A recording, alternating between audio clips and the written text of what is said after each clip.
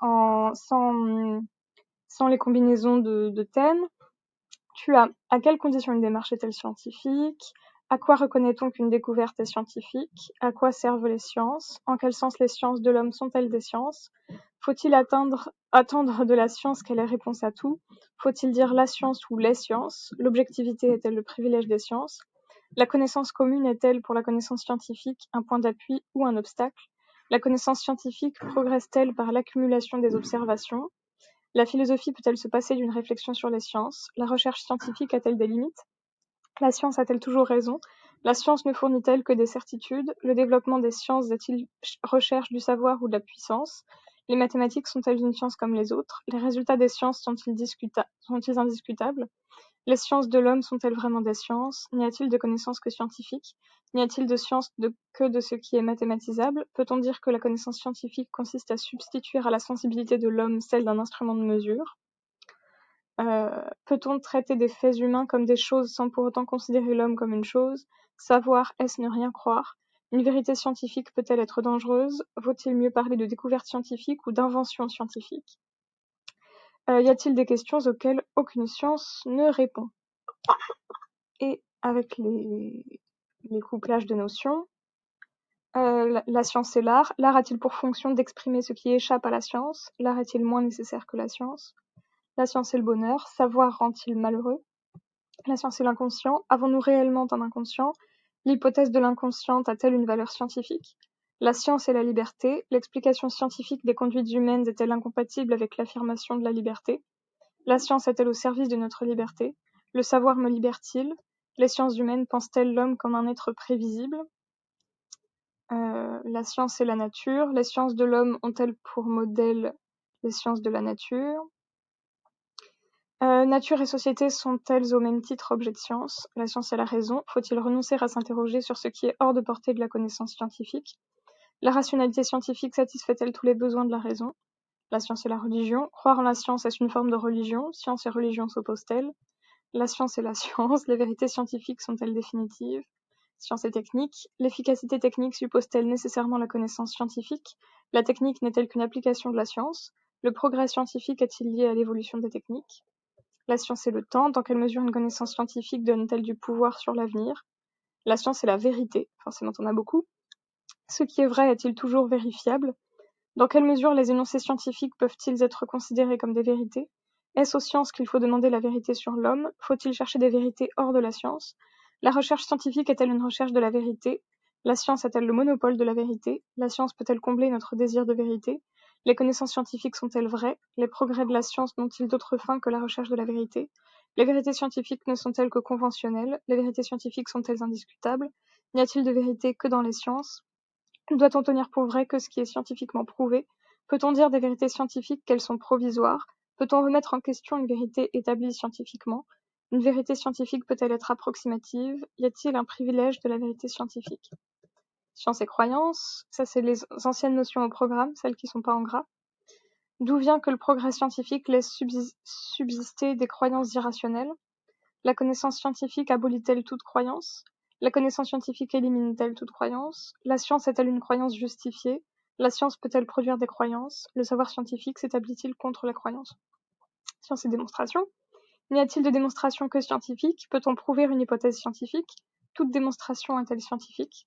Science et désir. La science relève-t-elle du seul désir de vérité? Le désir de savoir est-il comblé par la science? Science et échange. Étudier l'économie est étudier l'homme. Science et esprit. L'esprit peut-il être objet de science? La science et l'expérience. À quoi reconnaît-on qu'une expérience est scientifique? Faire des expériences, est-ce le seul moyen de connaître? Faut-il avoir vécu un événement pour le comprendre? Faut-il faire l'expérience de quelque chose pour le connaître? Faut-il ne croire que ce que l'on voit? L'expérience est-elle la seule source du savoir? La connaissance scientifique ne repose-t-elle que sur l'observation? La science se limite-t-elle à constater les faits? Les faits parlent-ils d'eux-mêmes? Les leçons de l'expérience suffisent-elles à nous rendre savants? Les sciences de l'homme peuvent-elles être expérimentales? Pour être objectif, faut-il s'en tenir à l'expérience? Suffit-il d'être expérimenté pour être savant? Suffit-il d'observer pour connaître? Suffit-il de voir pour savoir? Une connaissance peut-elle se passer de l'expérience sensible? Science et histoire. L'histoire est-elle une science impossible? L'histoire peut-elle être une science? L'historien est-il un homme de science? Le passé peut-il faire l'objet d'une connaissance scientifique? Peut-on considérer l'histoire tout à la fois comme un savoir indispensable et comme une science impossible? Y a-t-il contradiction entre la prétention des sciences à la vérité et le fait qu'elles ont une histoire? La science et la morale a-t-elle un rôle à jouer dans les sciences? La morale doit-elle imposer des limites à la science? La science est-elle en mesure de dicter des conclusions morales? Les sciences peuvent-elles nous éclairer sur le bien et le mal? Peut-on mal agir sans le savoir? La science et la politique, faut-il connaître scientifiquement les sociétés pour savoir les gouverner? La politique est-elle une science ou un art? La science et le réel, la science nous livre-t-elle le réel tel qu'il est? Notre connaissance du réel se limite-t-elle au savoir scientifique? Science et théorie, à quoi reconnaît-on qu'une théorie est scientifique? Le savant doit-il fuir l'incertitude? Une théorie scientifique doit-elle se prémunir contre toute critique? La science et le vivant. En quoi le vivant résiste-t-il à la connaissance scientifique? La notion de vie a-t-elle un statut scientifique? Le vivant est-il entièrement explicable? Le vivant est-il un objet comme les autres? Le vivant est-il un objet de science comme un autre? Peut-on traiter le vivant comme un objet? Tout dans le vivant peut-il être objet de science? Une connaissance scientifique du vivant est-elle possible? Y a-t-il des limites à la connaissance scientifique du vivant? La science et l'homme est-il un objet de connaissance comme un autre? Et enfin, la science et l'imagination. L'imagination a-t-elle une place dans la connaissance scientifique? La démarche scientifique exclut-elle tout recours à l'imagination? Comment? Pardon? T'as dit quelque chose? Non. Ah d'accord. La recherche de l'objectivité dans la connaissance scientifique exclut-elle l'appel à l'imagination? Et la recherche du vrai dans les sciences doit-elle se passer du concours de l'imagination? Donc, en gros, les questions, elles portent sur... Finalement, c'est qu'est-ce que c'est que la science? À chaque fois, hein. Qu'est-ce qui constitue l'essence de la science pour que ce soit compatible avec telle ou telle chose? Avec la certitude, avec l'incertitude, avec la critique, avec l'imagination, tout ça. Avec la religion. Voilà.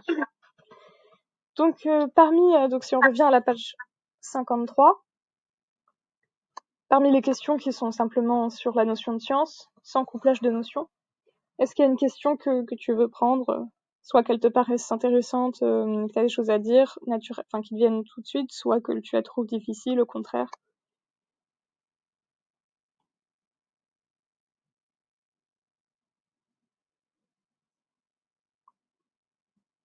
Est-ce qu'il y a une question qui t'a marqué?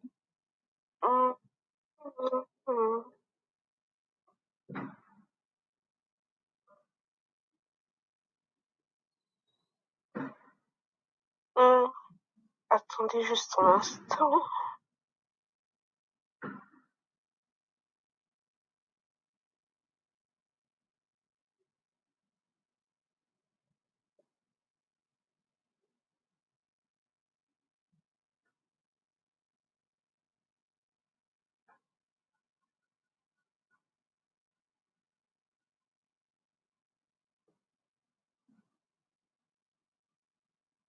Je pourrais prendre peut-être la première ou la deuxième question parce que... Donc soit à quelles conditions une démarche est-elle scientifique, soit à quoi reconnaît-on qu'une découverte est scientifique? je vais prendre la première question. La première. À quelles conditions une démarche est-elle scientifique?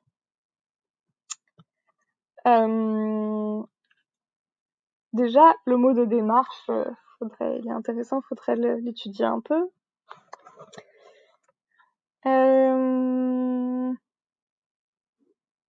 Qu'est-ce qu'il faudrait faire en premier avec une question comme ça? Moi, j'ai oublié le nom de ce philosophe, mais en classe, on avait parlé d'un philosophe qui parlait de l'intention et de l'action, qui en découle. Ah, c'est intéressant, mais je vois pas de qui c'est. Oh là là, j'espère que j'ai noté son nom, parce que quand je rédige toutes ces choses, souvent il m'arrive de passer à la trappe les noms des philosophes, ou même des concepts. Et là, alors, des commandements, nanana.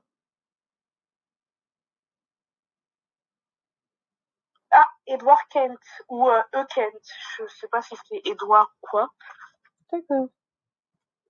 Je vais regarder. Mais oui, du coup, tu pourras peut-être utiliser ça. Alors, comment tu pourrais l'utiliser? Oula. Juste, je reviens un instant sur le truc. À quelles conditions une démarche est-elle scientifique? On peut parler de l'intention de la personne, Donc, ouais, parce que ce serait parce que parce que hier en classe on parlait de science du savoir et l'intention peut être soit comment dire? Oh là là, elle peut être dirigée ou pas. Enfin, est-ce que est-ce que la personne cherche à obtenir le savoir ou veut absolument montrer, prouver une thèse. Oui. Alors ça me fait penser à une citation de Montaigne que j'ai certainement vue avec toi, qui est bien d'apprendre par cœur dans les essais. C'est, enfin il y en a deux du coup qui sont intéressantes pour cette question. Et je pensais à, je me sens bien plus fière. Attends, c'est quoi déjà?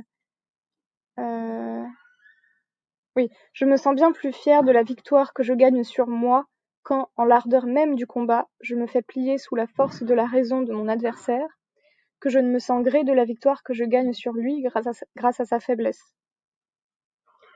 Donc en gros, je ne débat pas pour avoir raison de l'autre, mais pour cheminer ensemble vers la vérité. Du coup, il y a cette question de l'intention, tu vois, donc comme tu me parlais de l'intention, c'est pas pour avoir, il y avait une question comme ça aussi, est-ce que c'est pour avoir la puissance? C'est pas pour avoir la puissance, mais c'est pour vraiment cheminer vers ce qu'on croit vrai.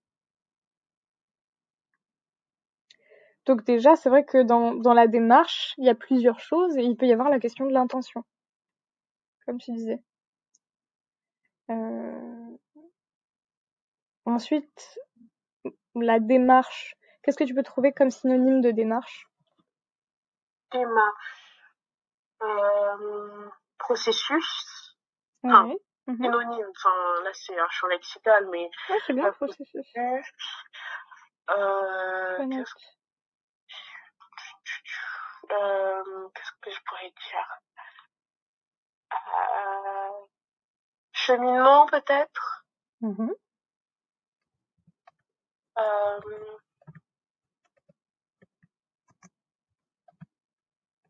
c'est tout ce qui me vient après. Il y a tout simplement manière. Une démarche, Oui, c'est une manière de faire. Et c'est là que tu peux penser à la citation de Montaigne qui te sert vraiment partout. Autant peut faire le sot celui qui dit vrai que celui qui dit faux, car nous sommes sur la manière et non sur la matière. Tu sais, on en avait parlé en montrant que les extrêmes pouvaient avoir des manières similaires alors qu'ils ont un discours opposé. Je t'avais parlé de la théière de Bertrand Russell, si tu te souviens. ça me dit quelque chose, est-ce que vous pouvez... Ouais, c'est, en gros, il dit si je vous dis qu'une théière est en ce moment en orbite autour de la Terre, vous pourrez pas me prouver le contraire. Ça veut pas dire que j'ai raison, ça veut juste dire que j'ai n'importe quoi, et que ce n'est même pas une théorie scientifique, justement. C'est l'idée de Popper, mais bien connue, que toute théorie scientifique doit être doit pouvoir être contredite, sinon ce n'est même pas une théorie scientifique. En plus, en classe, il me semble qu'on parlait d'une opinion, une opinion quoi déjà? J'ai oublié. Quand une opinion peut être fondée, voilà, une opinion droite. Ah oui. Et d'ailleurs, c'est un peu le travail en dissertation, c'est de transformer ses opinions en arguments. Mais oui, voilà, donc la démarche, elle est pas. En gros, il faut pas. Ce qui est important dans cette citation, ça montre que c'est important de ne pas inverser la charge de la preuve. Les complotistes, c'est ce qu'ils disent, tu vois, bah démontrez-moi le contraire. Bah non. C'est la personne qui suppose, qui présuppose un complot, qui doit prouver ses dires, et pas l'inverse. On ne peut pas prouver une absence de choses. Je sais pas si tu connais ce gif, mais il y a un mème assez connu de quelqu'un qui n'avait toujours pas, enfin, qui avait commandé des raquettes de tennis, qui les avait toujours pas reçues. Donc il envoie un message, voilà, j'ai toujours pas reçu mes raquettes. Et la personne lui répond, Pouvez-vous envoyer une preuve que vous ne l'avez pas reçue? Il envoie une photo de sa main qui tient une raquette invisible.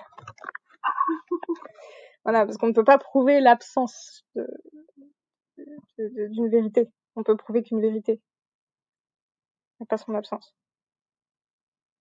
C'est pour ça d'ailleurs que sur la question de l'homéopathie, par exemple, le maximum que les études qui démontrent son inefficacité, le maximum de ce qu'elles peuvent dire, c'est il n'y a aucun, je sais plus exactement la formule exacte, mais en gros, il y a aucune raison de penser que ça marche, il y a aucun élément qui prouve que ça marche. Ils peuvent pas dire on a prouvé que ça marche pas, c'est pas possible. Ils peuvent dire il y a rien qui prouve que ça marche. Sinon, ils seraient pas honnêtes. Donc on a quand même pas mal de mots. Donc on a vu qu'il y a dans les conditions pour qu'une démarche soit scientifique, il y a l'intention, la manière et le cheminement, le processus, qu'on peut mettre un peu côte à côte. Parce que la manière, c'est un peu l'esprit dans lequel on fait une démarche scientifique. Et le processus, c'est la manière dont va se dérouler cette démarche, un peu plus matériellement. Tu vois? Oui. Donc à quelles conditions? Il faudrait que l'intention soit donc honnête, la recherche de la vérité et pas de la puissance ou d'avoir raison. Au niveau de la manière, ne pas inverser la charge de la preuve, ne pas postuler une théorie avant et surtout ne pas affirmer la véracité d'une théorie et ensuite prélever dans le réel les éléments qui vont dans son sens, mais à partir des preuves, former la théorie. On peut former une hypothèse qu'on vérifie. Mais il faut pas antéposer une théorie et ensuite prélever dans le réel tous les éléments qui vont dans son sens. Donc il faut le faire dans le bon sens, justement, dans la bonne direction. Suivre le bon ordre au niveau des étapes, suivre l'ordre qui convient.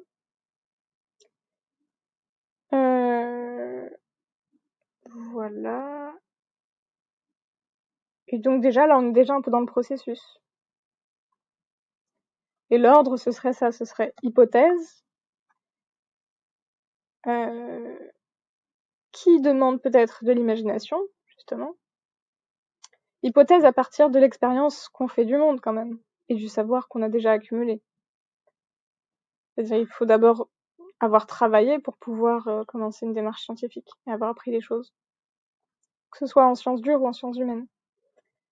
Il y a une hypothèse qui peut se former, selon une première intuition. On va vérifier cette hypothèse. Est-ce que vous pouvez répéter mon fils parce que je note en même temps et... Oui, t'as raison. Après, alors, vu que c'est enregistré, l'avantage, c'est que si tu vas sur YouTube, tu pourras tout retrouver. Ah, d'accord. Mais oui, donc je sais plus ce que je disais, moi. Pardon, je vous ai interrompu. Je parlais de... Je sais plus. Je parlais de quoi?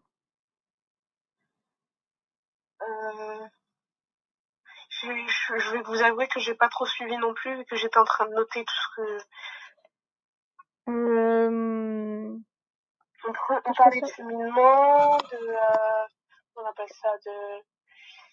Oui, l'expérimentation, oui, c'est ça. Donc t'as des hypothèses, une première intuition, voilà, enfin, une ou plusieurs hypothèses, que tu vas vérifier dans l'expérience, dans des expérimentations, pour tester cette hypothèse, et voir si elle fonctionne ou pas. Je sais pas si tu connais le jeu, mince, je sais quel mot manoir dedans, je sais plus ce que c'est. Meurtre au manoir, un truc comme ça. Ou tout simplement le Cluedo. Oui. Tu vois comment ça, tu vois comment ça fonctionne? Ça fonctionne par élimination, en fait. Oui. pour pouvoir être sûr que c'est machin qui a tué machin dans la cuisine, il faut éliminer le reste. Et là, t'es sûr que c'est le bon truc. Là, c'est comme ça que, tu vois, là, tu peux voir en quoi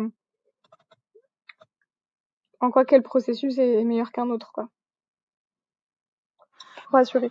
Donc, hypothèse, expérimentation pour tester l'hypothèse, formation de la théorie. Est-ce que tu vois d'autres conditions à laquelle une démarche est scientifique? Auquel une démarche est scientifique.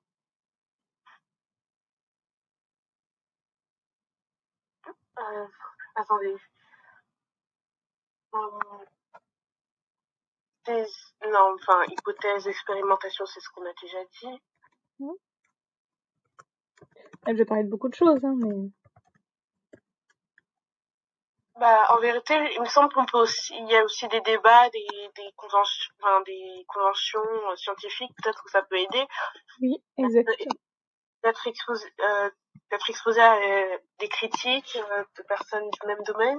Oui, très bien, effectivement. Il faut, pour qu'une démarche soit scientifique, il faut se soumettre à la critique. Il faut non seulement qu'elle soit critiquable, mais en plus accepter de se soumettre à cette critique. Et effectivement, ça se fait peut-être à plusieurs, une démarche scientifique. D'ailleurs, c'est ce qu'on appelle il faut qu'il y ait un consensus scientifique pour qu'une théorie puisse être acceptée.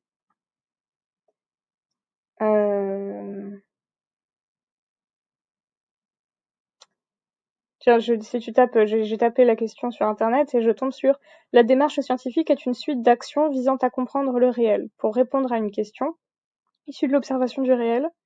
Ah, donc on parle de l'observation. Des hypothèses sont testées, puis infirmées ou confirmées. De cette confirmation naît alors une théorie ou un modèle. Ah, c'est ce qu'on vient de dire.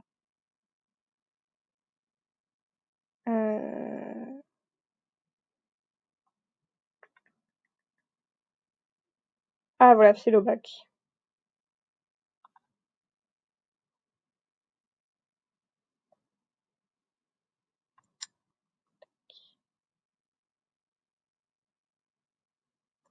Alors je regarde qui a fait ce corrigé.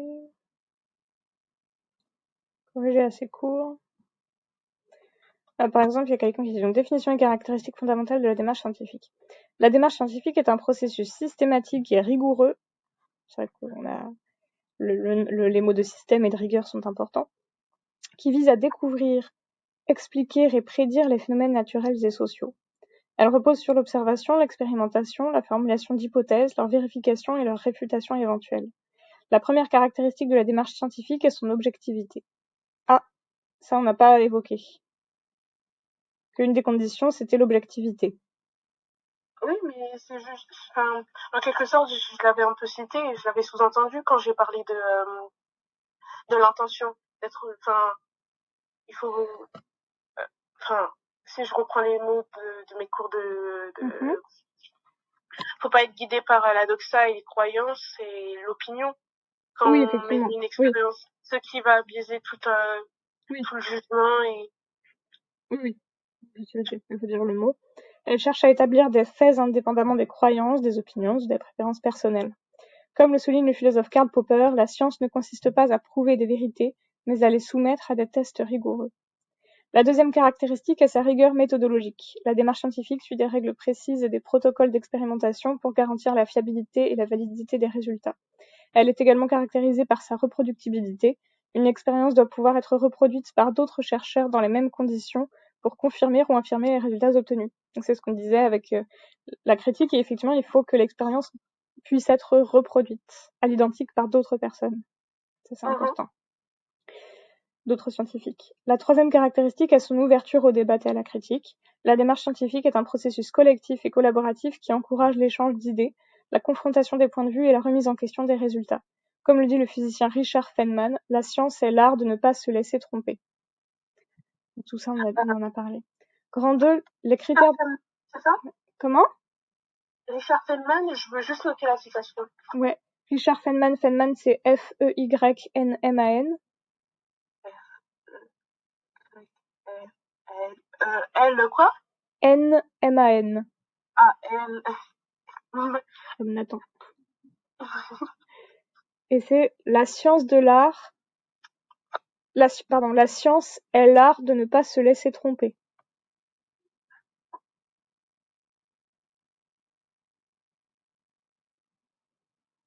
C'est bon? Oui. 2. Les critères de scientificité entre objectivité et vérifiabilité. L'objectivité est un critère fondamental de la scientificité. Elle implique une distance critique par rapport à l'objet d'étude, une neutralité et une impartialité, c'est vraiment important, dans l'observation et l'interprétation des données. L'objectivité est garantie par la rigueur méthodologique, la transparence des procédures et la reproductibilité des résultats. La vérifiabilité est un autre critère essentiel de la scientificité. Elle signifie que les hypothèses formulées doivent pouvoir être testées et vérifiées par l'expérience ou l'observation. Comme le souligne Popper, une théorie qui n'est pas réfutable par aucun événement concevable n'est pas scientifique. Ça, c'est bien de la retenir aussi, la citation de Karl Popper. Une théorie qui n'est pas réfutable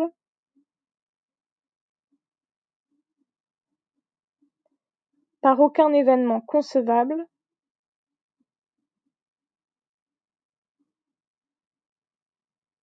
n'est pas scientifique. Une théorie qui n'est pas réfutable par aucun événement concevable n'est pas scientifique. Dis-moi quand c'est bon. Oui, bien sûr.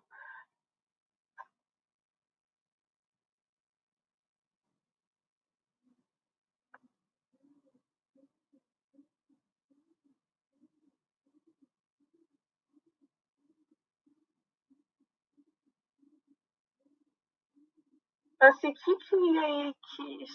qui l'auteur de cette citation? C'est Karl Popper. Karl, K-A-R-L. Karl. Je vais écrire ça comme ça et après, comme je l'entends et après je vais. Ouais, ok. Donc Karl Popper.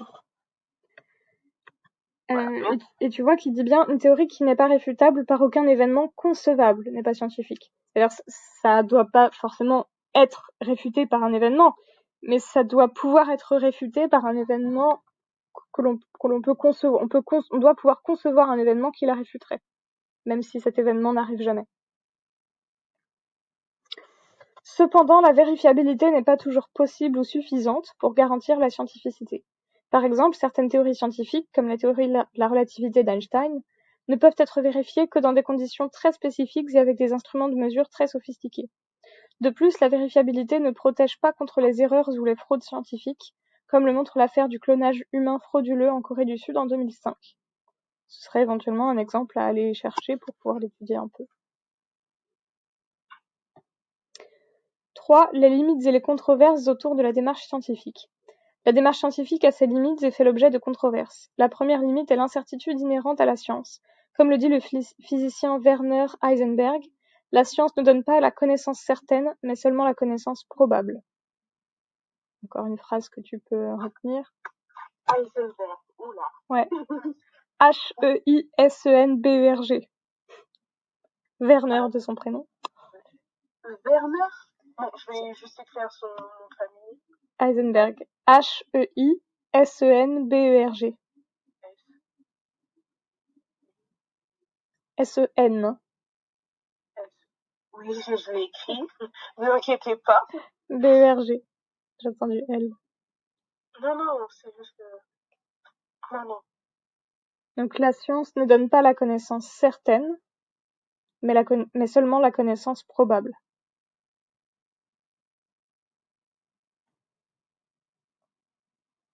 C'est pour ça qu'effectivement, en général, plus on avance dans le temps, plus les théories sont Excusez-moi modifiées. Mais ça répond à une question. Je sais plus où c'était. On parlait de science, si elle avait réponse à tout et toutes ces choses. Ouais. J'arrive plus à savoir, plus à retrouver la question. Ça répond à ce genre de questions et aussi notamment aux questions sur l'histoire. Parce que le fait que les théories évoluent avec le temps montre bien qu'effectivement la science ne donne pas la connaissance certaine, mais seulement la connaissance probable. C'est pour ça qu'il y a un progrès scientifique possible. Et on n'atteindra jamais la perfection, quoi. C'est bon pour la citation? Oui, la science ne donne pas la connaissance certaine, mais la connaissance probable. Ouais, mais seulement la connaissance probable. Mais seulement. Ok, bon, seulement. C'est pas très grave. Ouais. Est-ce que si, par exemple, lors d'une évaluation, je rate un mot ou quelque chose comme ça, je Là, modifie, oui. modifier un peu, ça va me coûter des points ou... Non, bah, là, c'est pas grave en l'occurrence. C'est pas très grave. Si c'est un mot important, oui, mais là, c'est pas grave.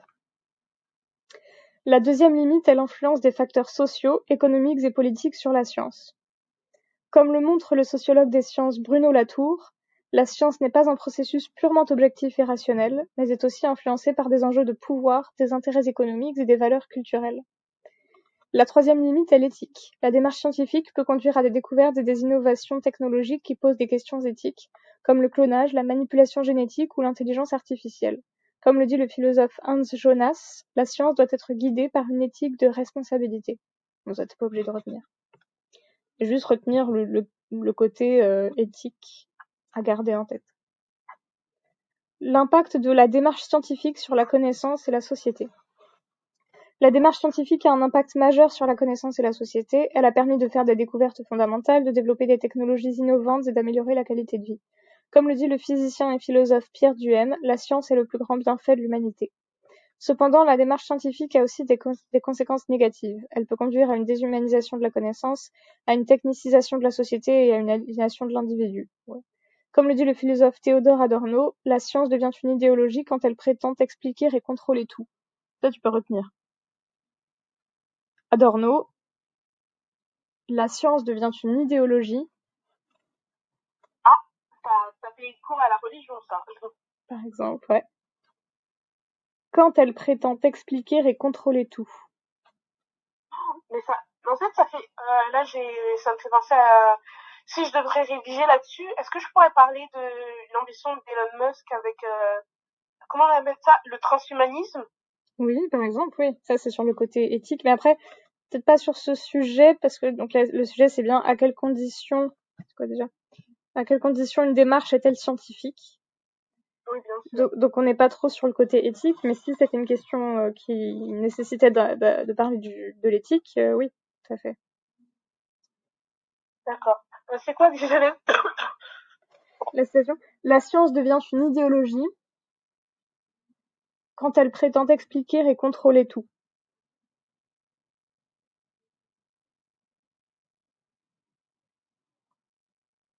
On pourrait dire qu'une des conditions pour qu'une démarche soit scientifique,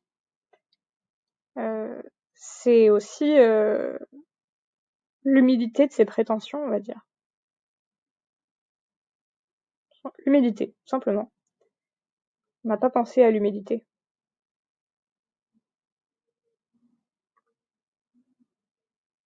C'est bon?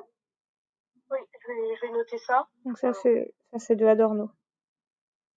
T'as noté la citation ou... Quelle citation, celle de...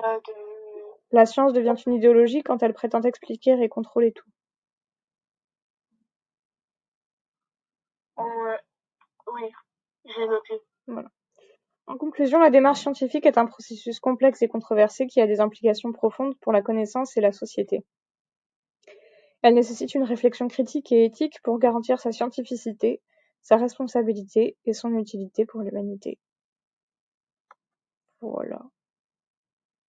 Mais du coup, à cette démarche, on peut parler de l'humilité en vérité. Enfin, Oui, oui, l'humilité de ses prétentions, parce que, en gros, une démarche ne serait pas scientifique si elle se donnait des objectifs non atteignables et qui n'auraient pas de rapport quelque part avec le but et le principe de la science, comme vouloir tout expliquer et tout contrôler. Donc on peut parler de l'humilité. Puis l'humilité, c'est aussi ce qui permet de se soumettre à la critique, par exemple. Là, tu vois, t'as un vrai... un corrigé un peu plus... Ouais, un vrai corrigé. Les termes du sujet. La compréhension du sens littéral de la question peut sembler aisée, notons cependant que par démarche on peut entendre très précisément procédé méthodique. Scientifique veut dire conforme aux exigences d'une méthode rigoureuse, censée permettre la production d'une connaissance certaine. Quant aux conditions, c'est un terme assez vague, rien ne permet de décider d'emblée s'il doit s'agir de principes généraux, de conditions de possibilité a priori ou de critères formels et ou techniques. Analyse du problème. La science peut se définir par référence à sa visée, son objet et sa méthode. La visée est constante et unique, parvenir à la construction de modèles efficaces et cohérents des phénomènes. Voilà, c'est ça le but de la science. Les champs d'objets, en revanche, sont très divers, des relations entre les nombres aux rapports sociaux, en passant par la nature vivante ou inanimée. Dès lors, on peut être tenté de mettre en œuvre des méthodes différentes dans l'investigation de ces champs d'objets hétérogènes, mais cette diversification des modes d'approche ne risque-t-elle pas de mettre à mal l'unité de la science et la stabilité des frontières entre connaissances scientifiques, art de l'interprétation et méditation philosophique? Y a-t-il des critères permettant de distinguer en toute sûreté entre science et non-science? Les grandes lignes de réflexion. Dans un premier temps, il était possible de soutenir une position extrême, faisant dépendre l'unité de la science de l'unité de sa méthode. Oui? T'as rien dit? Allô? Réfléchis justement. Ah d'accord.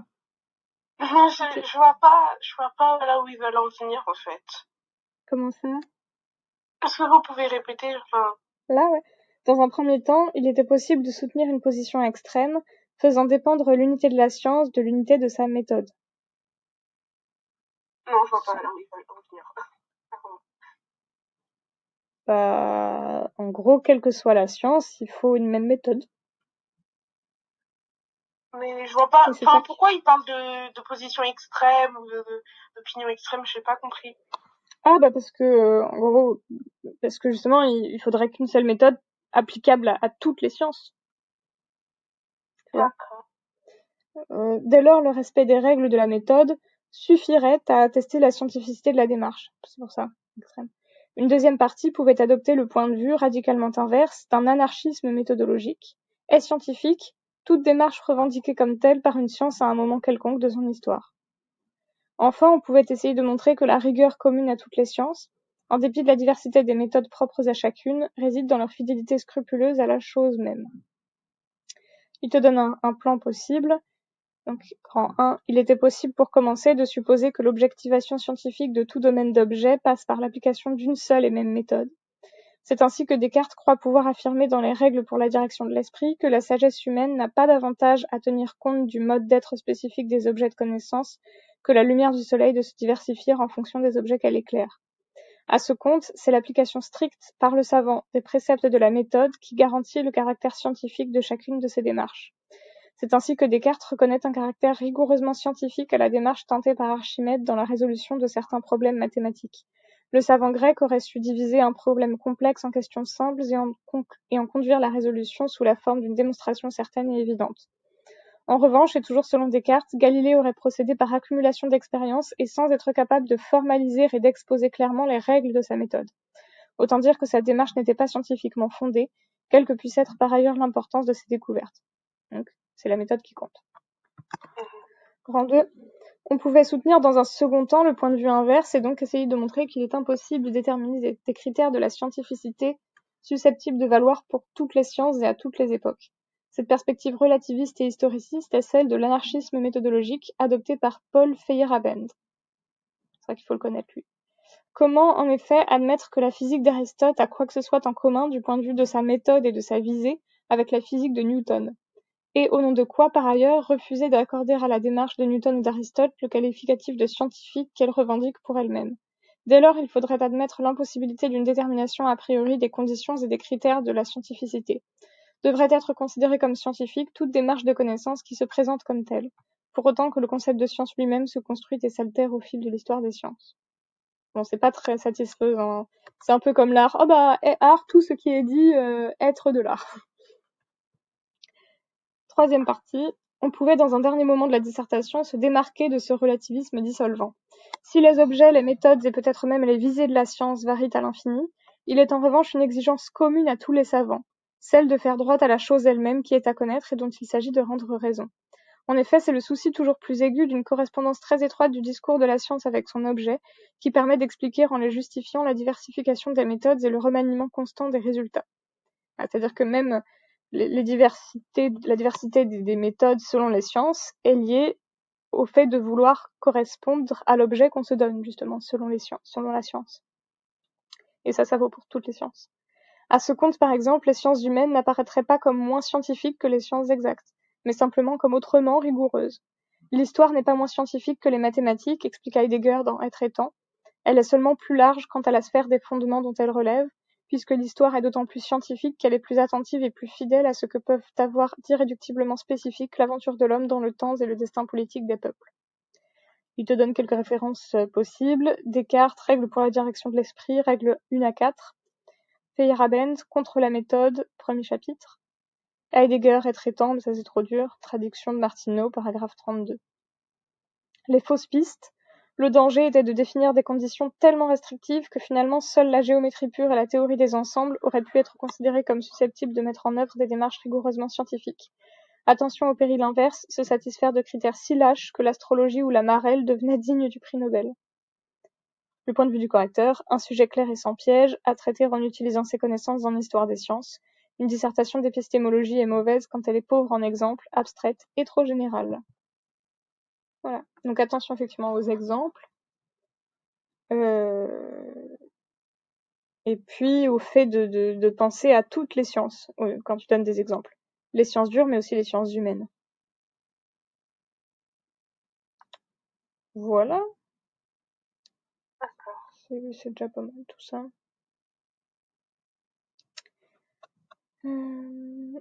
Tiens, je vois un truc un peu différent. On te propose une introduction. Donc, il faut tout d'abord ne pas délaisser un terme important du sujet, à savoir démarche. Une démarche est un mouvement. Qui dit mouvement dit point de départ, chemin et point d'arrivée. Le point de départ serait une volonté de compréhension d'un phénomène naturel inconnu, qui intrigue ou surprend. Le chemin, c'est-à-dire la méthode dite scientifique, est la démonstration, le calcul et l'expérimentation.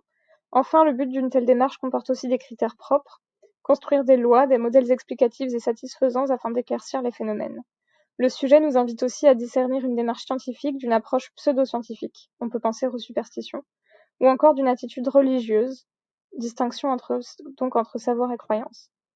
C'est-à-dire que tu vois, par exemple, tu pourras donner en exemple la façon dont fonctionne le complotisme, ou les gens dans les sectes. C'est-à-dire qu'il faudra au cours du développement montrer les caractéristiques d'un esprit scientifique. Tu vois, je te parlais d'esprit tout à l'heure, d'esprit de la démarche. Volonté d'expérimentation, calcul rigoureux, mesure, démonstration, logique afin d'obtenir une connaissance certaine et objective. La démarche scientifique a pour nature de comprendre l'objet d'étude en lui-même, indépendamment des croyances, des opinions ou des modes. Mais justement, c'est l'objet qui pose problème et rend difficile de discerner les conditions d'une démarche scientifique. Le modèle rigoureux, tel qu'il se présente dans les mathématiques, peut-il s'adapter aux sciences sociales? La société, le vivant, relève-t-il des mêmes conditions scientifiques? Quels sont les différents critères qui permettent d'étudier, scientifiquement parlant, la question que se pose l'homme? Donc ouais, le problème, il se pose par rapport à la diversité des sciences, quoi. À quelles conditions une démarche est-elle scientifique selon qu'on parle de maths ou de philosophie? Et il faudrait trouver les potentiels points communs à tout ça, quoi. À tous ces types de sciences. En vérité, Bon, on en a déjà parlé, mais avec tout ce qu'ils ont trouvé. Mais en gros, c'est le fait de correspondre à son objet, d'être bien concret, quoi, de pas trop abstrait, de bien s'appliquer à l'objet qu'on se donne. Et puis l'ordre des étapes logiques, en fait. D'abord hypothèse, ensuite vérification, expérimentation, et ensuite formulation de la théorie. Quelles que soient les sciences, ça fonctionne comme ça.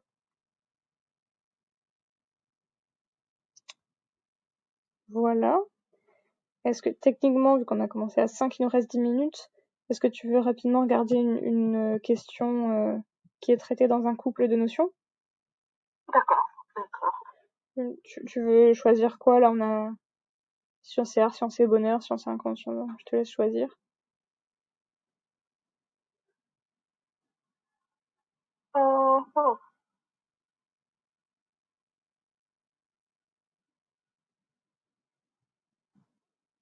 J'ai bien envie de voir la question de la science et de la liberté. Laquelle des deux?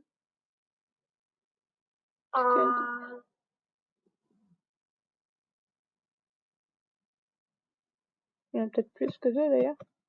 Ah oui, il y Oui, en il y a en a 4, il y en a 4. Laquelle des 4? L'explication scientifique des conduites humaines est-elle incompatible avec l'affirmation de liberté? Ah, mais ça c'est intéressant. Là, je la redis juste pour l'enregistrement. L'explication scientifique des conduites humaines est-elle incompatible avec l'affirmation de la liberté? Pourquoi la question se pose? Pourquoi on pourrait penser qu'effectivement l'explication scientifique des conduites humaines serait incompatible avec l'affirmation de la liberté? Parce que quand on parle de conduite humaine, Mhm. quand, je sais pas si je peux utiliser ce terme, mais après souvent quand on parle de conditions humaines, on parle aussi de, attendez, je cherche le terme. Oh là là,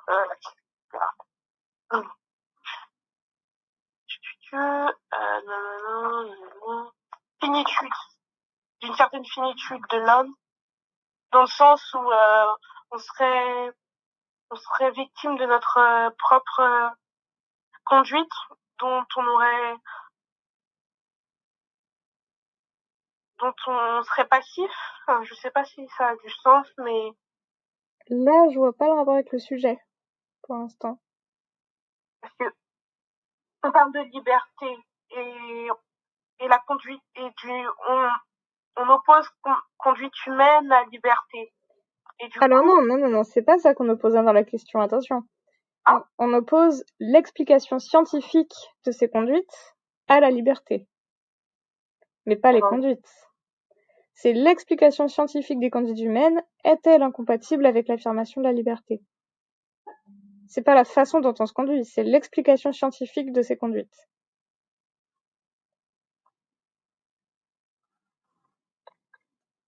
Tu vois? oui. Et en gros, en quoi expliquer scientifiquement ces conduites serait incompatible avec l'affirmation de la liberté?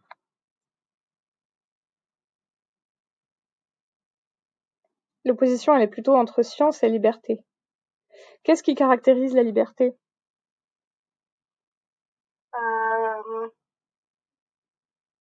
Ce qui caractérise la liberté, c'est que elle n'est, enfin, Qu'est-ce que c'est qu'agir librement? c'est agir tel qu'on le souhaite. Oui, et du coup, par rapport aux déterminations, en tout cas l'idée commune qu'on se fait de la liberté, c'est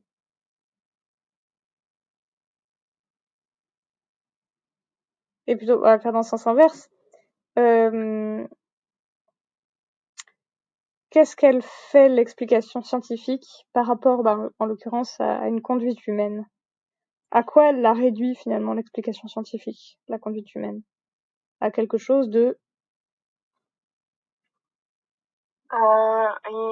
Quelque chose de scientifique, de, D'ailleurs, c'est dans le mot. Explication scientifique. c'est le résultat d'une expérience, en quelque sorte. D'une? Expérience, enfin, le résultat d'une expérience, enfin, ça fait écho avec ce qu'on a écrit, ce qu'on a cité juste Mais avant. ce que je veux dire, c'est qu'elle réduit les conduites humaines à quelque chose d'explicable, voire de prévisible. La liberté, c'est ce qui n'est pas prévisible. C'est là qu'il y a une opposition, tu vois. C'est ça qu'il faudrait trouver quant à cette question. La liberté, ça suppose une certaine indétermination, une certaine imprévisibilité. Alors que l'explication scientifique, c'est ce qui va potentiellement réduire une conduite humaine à quelque chose qui était explicable et donc prévisible. Et là, on voit mieux l'opposition entre explication scientifique des conduites humaines et l'affirmation de la liberté. Tu vois? Oui, je vois. Et il est là le problème. C'est-à-dire, si on explique scientifiquement une conduite humaine, elle est où la liberté? Si quelque chose peut être expliqué scientifiquement. Et après, évidemment, il faut faire attention à l'ordre temporel des choses. C'est-à-dire que c'est pas parce que c'est très différent d'expliquer scientifiquement une conduite qui s'est déjà produite et de prédire une conduite qui arrivera ou qui arriverait. C'est comme en histoire. Une fois que les choses se sont passées, on peut dire ah bah oui, ça expliquait, enfin tel événement qui s'est passé avant peut expliquer ce qui s'est passé. Mais on ne prédit pas le futur. Tu vois? Oui, bien sûr. Voilà. On peut toujours, donc là, c'est là qu'on voit que c'est pas forcément incompatible. Parce que c'est pas parce qu'on peut expliquer les causes de quelque chose qui s'est passé que soudainement il y a plus de liberté simplement parce qu'il y a des causes. Il y a toujours des causes. Mais c'est pas forcément incompatible avec la liberté. Et c'est là, tu vois, tu te souviens du texte qu'on a lu sur le possible et le réel de Bergson? Où il dit que Euh, le possible et le réel.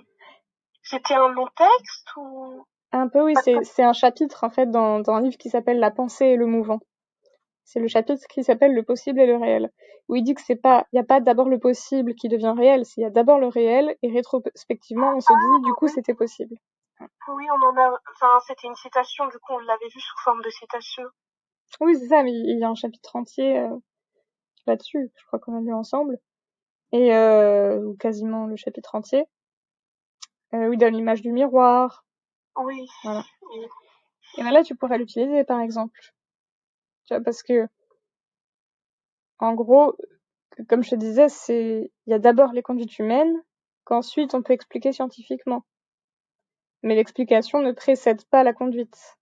Donc il faut quand même qu'il y ait d'abord la liberté qui s'exerce pour et qui fait advenir certaines conduites, pour qu'ensuite on puisse l'expliquer scientifiquement. La liberté est première, quelque part. Ouais. Voilà. Ça, ce serait une deuxième ou troisième partie. Et si tu penses, enfin, on va finir là-dessus, mais dernier exemple, si tu penses aux explications scientifiques sociologiques, tu peux montrer en quoi elles sont pertinentes, mais aussi en quoi elles peuvent ne pas l'être pertinente uniquement dans une certaine mesure, quoi.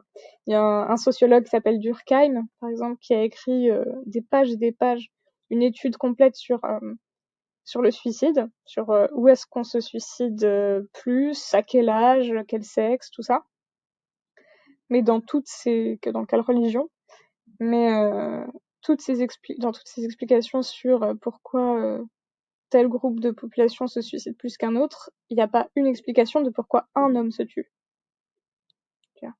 Ce qui pousse, ça c'est plutôt Camus qui va en parler, ce qui pousse une personne, un individu, à se suicider. En gros, les individus ne sont pas des statistiques. Et ça échappe un peu à l'explication scientifique. Tu vois? Oui. Tu perçois, j'imagine la différence entre expliquer que oui, bah voilà, on se suicide plus si on est de telle religion, si on habite à tel endroit, si on est un homme ou une femme. Ça dit rien du tout de pourquoi les individus, qu'est-ce qui s'est passé dans leur tête pour qu'ils décident ça. Les histoires personnelles, etc. Et la liberté, elle est là. Voilà, on va finir là-dessus. D'accord. Bon. J'espère que j'ai pas dit